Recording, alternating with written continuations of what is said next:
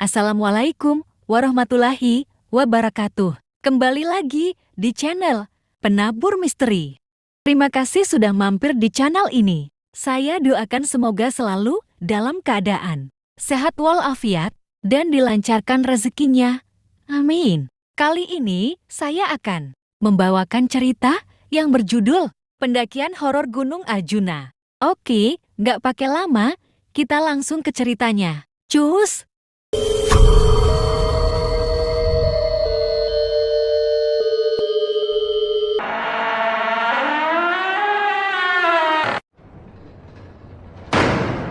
Langit di atas Gunung Arjuna tampak kelabu saat kelompok pendaki terakhir kali terlihat di jalur pendakian. Tahun-tahun 2004 menjadi saksi bisu bagaimana mereka melangkah dengan percaya diri. Tak tahu bahwa gunung ini menyimpan kisah yang akan menghantui mereka seumur hidup. Anto meminum kopi yang mulai dingin. Mendengarkan kisah itu dari ayahnya yang duduk di seberang meja. Mata lelaki tua itu menerawang ke masa lalu. Suaranya berat seakan ada sesuatu yang enggan ia ungkapkan sepenuhnya. Aku dan teman-teman mendaki Gunung Arjuna. Awalnya perjalanan lancar, cuaca bagus. Tapi semua berubah saat kami mulai tersesat. Kelompok pendaki itu terdiri dari 5 orang, termasuk Hadi yang dikenal paling pemberani. Mereka seharusnya mengikuti jalur yang biasa digunakan.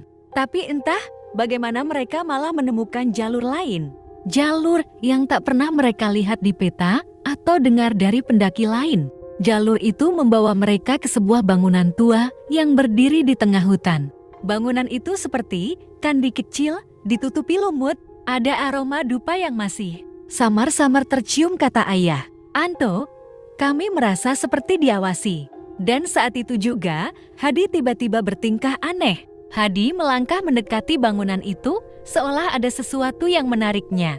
Saat teman-temannya mencoba menghentikannya, ia justru menatap mereka dengan tatapan kosong dan berkata, sesuatu yang membuat bulu kuduk berdiri. Aku sudah lama di sini. Kenapa kalian baru datang? Tak ada yang mengerti apa maksudnya. Hadi kemudian berjalan mengitari bangunan itu, menyentuh relief yang ada di dindingnya. Seketika angin bertiup kencang. Suara gemuruh terdengar dari dalam bumi. Dan tanpa peringatan, Hadi jatuh pingsan. Kami panik, mencoba membangunkannya. Tapi ia tak sadar, kata ayah Anto. Kami akhirnya sepakat untuk membawanya turun. Tapi anehnya, setiap kali kami melangkah, kami kembali ke tempat yang sama. Gunung seakan menolak mereka pergi. Malam tiba lebih cepat dari seharusnya, kabut turun pekat. Dan suara-suara aneh mulai terdengar dari balik pepohonan. Salah satu teman mereka mengusulkan untuk bermalam di tempat itu, berharap besok pagi jalur keluar akan terlihat lebih jelas. Tapi saat subuh tiba, Hadi sudah tak ada di tempatnya. Kami mencari kemana-mana, sampai akhirnya menemukannya di bawah pohon besar. Tubuhnya kaku, matanya terbuka menatap langit, mulutnya sedikit terbuka seperti ingin mengatakan sesuatu. Ayah Anto menghentikan ceritanya, menatap gelas kopinya yang kosong. Tangannya gemetar. Kami kehilangan Hadi hari itu. Dan sampai sekarang, aku masih tidak mengerti apa yang sebenarnya terjadi. Anto terdiam, mencoba mencerna cerita itu. Ia pernah mendengar kisah-kisah mistis tentang gunung, tapi ini berbeda. Ini terjadi pada ayahnya sendiri. Lalu, Anto mencoba bertanya. Ayahnya menghela napas panjang. Ini baru permulaan. Karena yang lebih mengerikan terjadi setelah Hadi dimakamkan. Suasana rumah Hadi setelah pemakamannya dipenuhi duka. Keluarga, tetangga, dan teman-teman sesama pendaki masih sulit menerima kepergiannya. Ibunya menangis setiap malam, ayahnya hanya diam mematung di ruang tamu. Semua merasa kehilangan. Namun, beberapa hari setelah pemakaman, sesuatu yang tak masuk akal terjadi. Malam itu, seorang tetangga melihat seseorang berjalan memasuki kampung. Ia mengenakan jaket gunung, celana kargo, dan membawa tas besar di punggungnya. Jalannya pelan, seperti orang kelelahan setelah perjalanan panjang. Wajahnya tertutup bayangan lampu jalan yang remang. Tetangga itu menyipitkan mata, mencoba memastikan siapa orang itu. Saat wajahnya semakin terlihat jelas, darahnya mendadak berdesir. Itu Hadi, ia terpaku di tempat. Jantungnya berdegup kencang, keringat dingin membasahi punggungnya. Orang yang sudah dimakamkan beberapa hari lalu kini berjalan menuju rumahnya sendiri. Pintu rumah Hadi terbuka pelan. Dari dalam, Ibu Hadi yang masih mengenakan pakaian duka berdiri di ambang pintu. Tatapannya kosong, tubuhnya gemetar. "Hadi," suara ibunya lirih, nyaris tak terdengar. Laki-laki itu mengangguk. Tanpa berkata apa-apa, ia melangkah masuk ke dalam rumah. Kabar itu menyebar ke seluruh kampung dengan cepat. Orang-orang berdatangan, ingin memastikan dengan mata kepala sendiri. Tak sedikit yang takut mendekat, memilih mengintip dari kejauhan. Ayah Anto yang mendengar kabar itu, langsung bergegas ke rumah. Hadi bersama beberapa teman pendaki lainnya. Mereka masih ingat jelas bagaimana mereka menemukan tubuh Hadi di bawah pohon. Bagaimana mereka menurunkan jasadnya, dan bagaimana mereka menyaksikan pemakamannya. "Ini tidak mungkin," bisik salah satu temannya. Namun saat mereka sampai di rumah Hadi, kenyataan yang mereka lihat membuat mereka meragukan segalanya. Di ruang tamu, Hadi duduk dengan tenang. Wajahnya pucat, matanya kosong, tapi ia masih bisa berbicara. Suaranya lirih, seperti orang yang baru saja sembuh dari sakit berat. "Aku baru sampai. Aku pulang." Ibu Hadi tak berhenti menangis sambil memeluk anaknya. Ayahnya hanya bisa diam, syok dengan apa yang terjadi. Ayah Anto melangkah maju, berusaha mengumpulkan keberanian. "Hadi, kamu dari mana?" Hadi menggeleng pelan. Aku tidak tahu. Yang aku ingat, aku bertemu seseorang di hutan. Orang tua. Dia memberiku makan. Setelah itu, aku ditinggalkan sendirian." Semua yang ada di ruangan itu saling berpandangan. Suasana tegang, tak ada yang berani berbicara. Tapi ada satu hal yang membuat mereka semakin takut. Sejak tadi, ada aroma aneh yang memenuhi ruangan. Bau tanah basah bercampur dengan sesuatu yang lain. Sesuatu yang lebih menyengat. Bau mayat. Lalu seseorang berbisik di tengah kerumunan. "Kalau dia ada di sini, siapa yang kita makamkan?" Suasana di rumah Hadi semakin mencekam. Warga yang awalnya datang karena penasaran, kini mulai diliputi ketakutan. Ada yang berbisik-bisik, ada yang hanya diam sambil mencium aroma aneh yang semakin menusuk hidung. Ayah Anto menatap Hadi yang duduk di kursi kayu tua. Wajahnya masih pucat, tatapannya kosong. Sekali-kali ia mengedip, seperti sedang berusaha mengingat sesuatu yang kabur di pikirannya. "Pak, kita harus pastikan satu hal," kata seorang warga dengan suara gemetar. "Maksudmu?" "Makamnya. Kita harus gali makamnya." Suasana semakin hening. Semua orang tahu apa yang dimaksud, tapi tak ada yang berani mengatakannya dengan lantang. Ayah Hadi yang sejak tadi diam akhirnya berdiri. Suaranya berat dan dalam. "Jika itu yang harus dilakukan, kita lakukan malam ini juga." Malam itu, di pemakaman kampung, beberapa pria membawa cangkul dan senter. Angin bertiup dingin.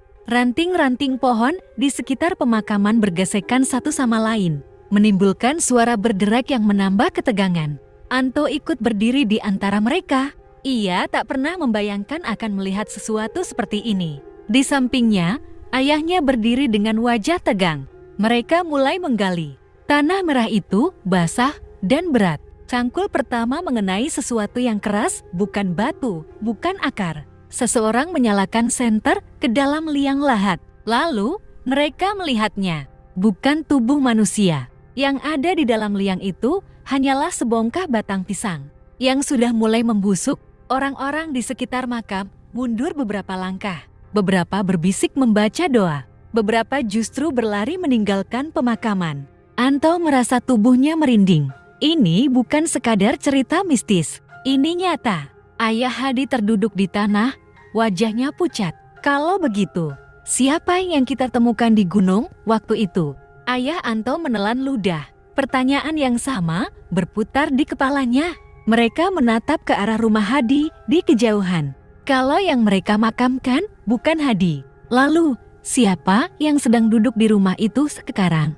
Malam semakin larut. Di rumah Hadi, ibunya masih duduk di samping anaknya, menggenggam tangannya seakan takut kehilangan lagi. Hadi hanya diam, sesekali mengedarkan pandangan ke sekeliling rumah, seolah melihat tempat itu untuk pertama kalinya. Dari luar, beberapa warga yang ikut menggali makam mulai berdatangan. Wajah mereka penuh kecemasan. Mereka tidak langsung masuk, hanya berdiri di halaman rumah, saling berpandangan dengan ragu. Ayah Hadi keluar, wajahnya masih syok. Ia melihat para tetangganya dan mengangguk pelan. Bukan Hadi yang ada di makam itu. Suaranya nyaris tak terdengar, lebih seperti gumaman. Warga semakin gelisah. Lalu yang di dalam itu, siapa? Tanya seseorang dengan suara bergetar. Semua menoleh ke dalam rumah. Hadi masih di tempatnya, tatapan matanya kosong. Aroma tanah basah yang sejak tadi tercium kini semakin menyengat. Anto menahan napas. Ia baru menyadari sesuatu sejak datang ke rumah ini. Hadi belum sekalipun makan atau minum. Bahkan sejak ia ditemukan kembali, tidak ada yang melihatnya tidur. Tubuhnya memang tampak seperti manusia, tetapi ada sesuatu yang salah. Ayah Anto perlahan melangkah masuk, diikuti beberapa warga lain yang memberanikan diri. Hadi, kau ingat bagaimana kau bisa kembali ke sini? Tanyanya hati-hati. Hadi menoleh dengan gerakan lambat. Matanya kosong, suaranya lirih. Aku hanya ingat, aku tersesat, bertemu orang tua di hutan. Lalu aku ditinggalkan. Kata-katanya terputus. Matanya tiba-tiba melebar, tubuhnya menegang. Wajahnya berubah, seperti seseorang yang baru menyadari sesuatu yang mengerikan. Bukan aku yang kembali, bisiknya dengan suara gemetar. Lalu, ia jatuh pingsan. Hadi dibaringkan di kamar. Beberapa orang tetap berjaga di rumah, sementara yang lain berkumpul di luar, membicarakan apa yang baru saja terjadi. Anto duduk di teras bersama ayahnya. Pak, ini bukan pertama kali kan? Tanyanya pelan. Ayahnya menoleh, menatap Anto lama sebelum akhirnya mengangguk. Dulu aku juga punya teman yang hilang di gunung. Lalu kembali. Anto merasakan bulu kuduknya meremang. Apa yang terjadi padanya? Ayahnya menghela napas panjang sebelum menjawab. Ia kembali, tapi bukan sebagai manusia. Malam semakin larut, tetapi tak ada satupun yang bisa tidur. Rumah Hadi dipenuhi kecemasan. Beberapa warga masih berkumpul di luar, sementara di dalam, ibunya duduk di samping anaknya yang masih pingsan. Anto memperhatikan Hadi dari ambang pintu. Napasnya pelan, tapi tubuhnya terasa dingin saat disentuh. Wajahnya tetap pucat, tak ada tanda-tanda kehidupan yang normal. Di luar, ayah Anto berbicara pelan dengan beberapa orang tua kampung.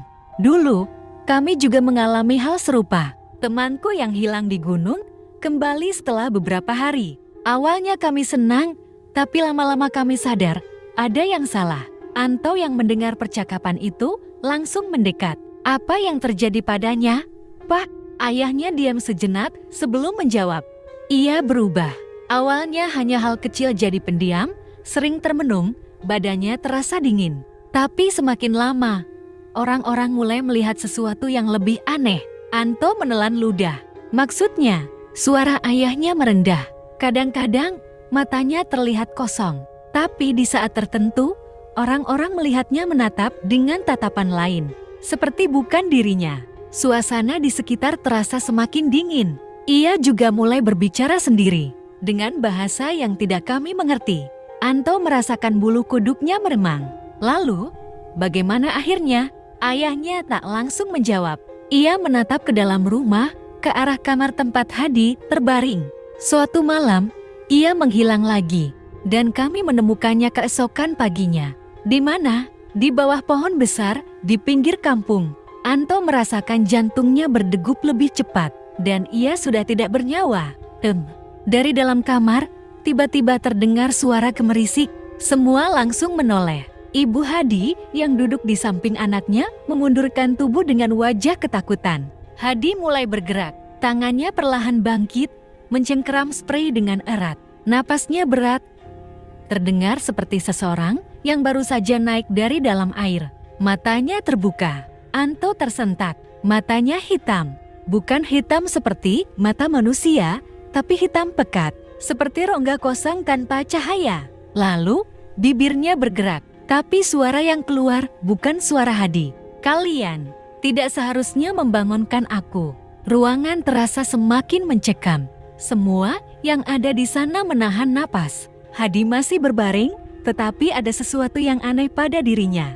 Matanya hitam pekat, bukan seperti mata manusia. Dalamnya gelap, seperti lubang tanpa dasar. Ibunya beringsut mundur, tubuhnya gemetar. "Hadi," bisiknya dengan suara nyaris tak terdengar. Yang berbaring di tempat tidur itu perlahan menoleh. Wajahnya masih sama, tetapi ekspresinya kosong, tak berjiwa. Bibirnya bergerak pelan. "Kalian tidak seharusnya membangunkan aku." Suara itu bukan suara Hadi, terlalu dalam, terlalu berat, terlalu asing. Ayah Anto melangkah maju, menarik Ibu Hadi menjauh dari tempat tidur. Warga yang ada di dalam rumah saling berpandangan, tak tahu harus berbuat apa. Tiba-tiba, tubuh Hadi mulai bergerak lebih cepat. Tangannya mencengkeram kasur, tubuhnya bergetar seperti menahan sesuatu. Napasnya berat, lalu ia mulai merintih. "Tolong!" Suaranya kembali menjadi suara Hadi, lemah dan memohon. "Tolong aku masih di sana." Anto merasakan tubuhnya merinding. Apa maksudnya? Ayahnya menarik napas panjang. Yang kembali mungkin bukan Hadi, tapi tubuhnya. Anto menatap wajah ayahnya yang serius. Lalu, kalau tubuhnya ada di sini, di mana Hadi yang sebenarnya? Seorang lelaki tua tiba-tiba muncul di depan pintu. Pak Leman, seorang tetua kampung yang dikenal memahami hal-hal gaib, menatap ke dalam rumah dengan mata tajam. "Apa yang kalian bawa pulang bukan dia?" katanya dengan suara berat. Semua menoleh. Wajah warga penuh kecemasan. Pak Leman melangkah masuk, mendekati Hadi yang masih berbaring. Tubuh itu masih bergetar, matanya terpejam, tetapi bibirnya bergerak pelan, seperti menggumamkan sesuatu. Pak Leman mendekatkan wajahnya, mendengarkan dengan saksama. Beberapa detik kemudian, wajahnya berubah. Dia menyebut nama-nama. "Nama siapa?" tanya Anto. Pak Leman menoleh, wajahnya pucat. "Nama-nama dari Majapahit." Suasana di ruangan menjadi semakin berat. Anto merasa kepalanya berputar. Dulu ia juga pernah mendengar cerita tentang ini. Tentang gunung, tentang tempat-tempat yang seharusnya tidak dimasuki sembarangan. Tentang sesuatu yang sudah lama tertidur, dan kini mungkin telah terbangun. Pak Leman menarik napas panjang. "Kita harus cepat. Kalau tidak, dia tidak akan bisa kembali." "Siapa yang tidak bisa kembali?" tanya Anto, meski ia sudah mulai memahami jawabannya. Pak Leman menatapnya. "Hadi, yang asli. Dan jika kita terlambat, yang ada di sini akan tetap tinggal. Dan yang di sana, ia tidak akan pernah bisa pulang." Pak Leman menutup matanya sejenak, menarik napas dalam. Waktu mereka tidak banyak. Kalau kita tidak bertindak sekarang, Hadi yang asli akan hilang selamanya. Anto menelan ludah. Rumah terasa semakin dingin, udara semakin berat. Semua orang menatap tubuh Hadi yang masih berbaring di tempat tidur. Mata hitamnya kini terbuka lebar, menatap langit-langit tanpa berkedip. Mulutnya bergerak, menggumamkan sesuatu dalam bahasa yang tidak dimengerti siapapun. Pak Leman duduk di sampingnya, mulai merapal doa. Tangannya menyentuh kening Hadi, lalu tiba-tiba tubuh itu menegang. "Arge!" Jeritan keras memenuhi ruangan. Tubuh Hadi melangkung ke belakang.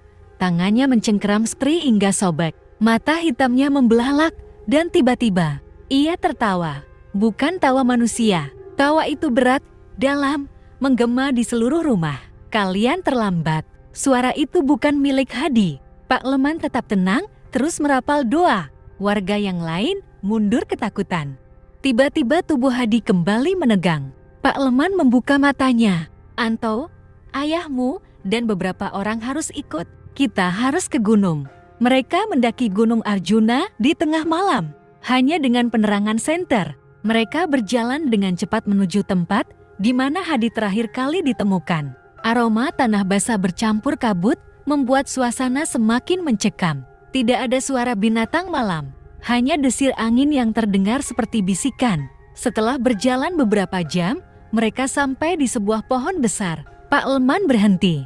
Disinilah semuanya terjadi. Anto melihat sekeliling. Ada sesuatu yang aneh dengan tempat ini. Udara lebih dingin dan pohon itu terlihat lebih gelap dibanding yang lain. Pak Leman berlutut, menekan tangannya ke tanah, dan mulai berdoa lagi. Beberapa detik kemudian, tanah di bawah pohon itu bergetar. Semuanya menahan napas. Lalu terdengar suara dari dalam tanah. Suara Hadi. "Tolong, aku masih di sini." Anto tercekat. Pak Leman menggerakkan tangannya di atas tanah, seperti membuka sesuatu yang tak kasat mata.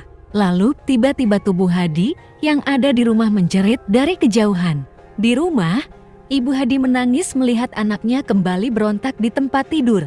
Tubuhnya kejang-kejang, suaranya berubah-ubah, kadang seperti Hadi, kadang seperti seseorang yang jauh lebih tua. Warga yang berjaga membaca doa dengan suara gemetar. Lalu tiba-tiba, Hadi menarik napas panjang, lalu diam. Matanya perlahan kembali normal. Ia berkedip beberapa kali, menatap sekeliling dengan bingung. Aku di mana?" Ibunya langsung menangis, memeluknya erat. Warga di sekelilingnya saling berpandangan, gak percaya dengan apa yang mereka lihat. Sementara itu, di gunung, Pak Leman menghela napas lega. Sudah kembali. Anto menatap pohon besar itu. Rasanya ada sesuatu yang masih mengawasi mereka dari dalam kegelapan. Ia tahu mereka beruntung bisa membawa Hadi kembali. Tapi ia juga tahu, tidak semua orang yang hilang bisa pulang. Tamat, jangan lupa subscribe, komen, like, dan share. Terima kasih atas dukungannya. Wassalamualaikum warahmatullahi wabarakatuh. Sampai jumpa pada episode berikutnya.